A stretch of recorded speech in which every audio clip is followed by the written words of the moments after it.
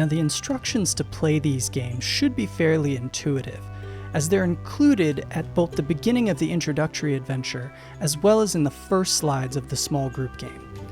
So for this section of the videos, I'm going to instead focus on how to utilize these in your classrooms.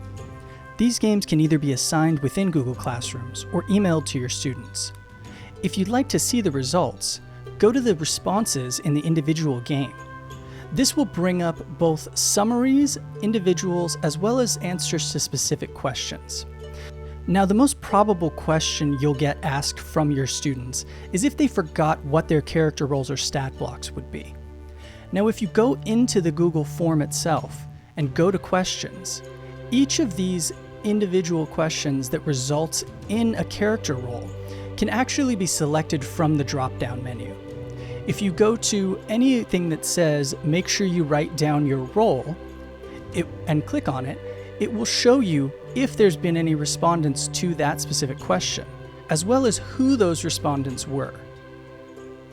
This will allow you to email those students or send them a message with their character roles and stat blocks. Now for this example, it's just showing up as my email. However, in Google Classrooms, it'll have the student's name. Via just email, it will unfortunately only have your students' emails, but if you have a database that links their student names or numbers with those emails, it should still be a simple process to send them those results. The small group game does not record the responses of the students or their choices. However, I want to use this time to focus on the dice roller for the game. As I mentioned earlier, embedded in the slides is a link to open up a new window for a dice roller. However, that's not the only way you can use dice in this game.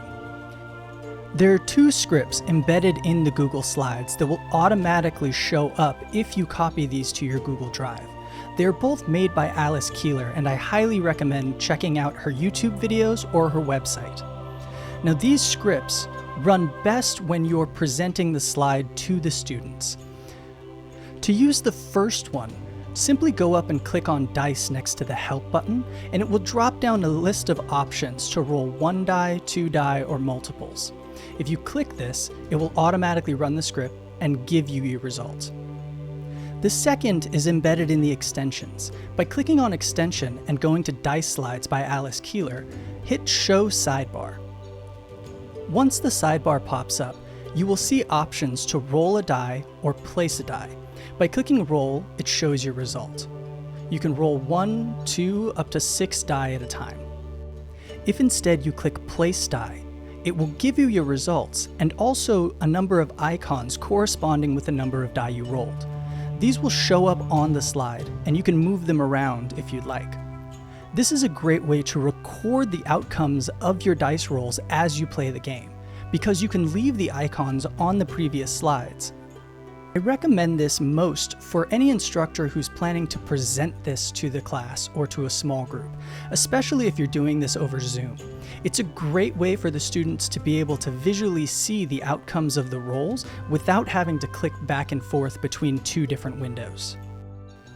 If you do choose to present the slideshow this way, you should know that on each slide, there is a transparent window that prevents you from going forward in a linear fashion through the slideshow.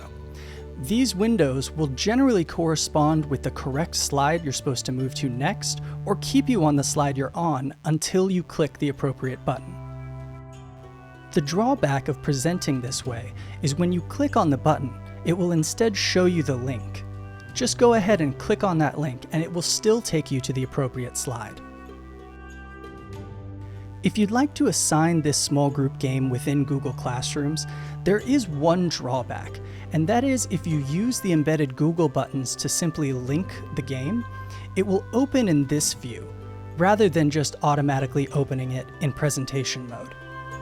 However, if you instead copy the link that is available on the website and simply place it in the text box of the assignment, it will open automatically in a presentation mode and allow the students to simply click through the game as normal.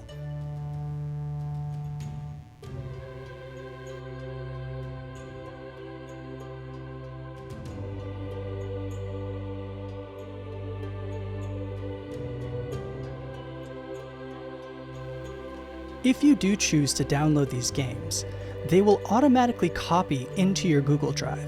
Therefore, if you'd like to edit them or change them in any way, please feel free to do so. It will not affect the original documents in any way. For tips on how to do this, please see the section entitled Adapt These Games or Make Your Own. In addition to the games themselves, I've also included suggested questions for discussion and a few tips on simple modifications of the group game and how to present it if you'd like to do so.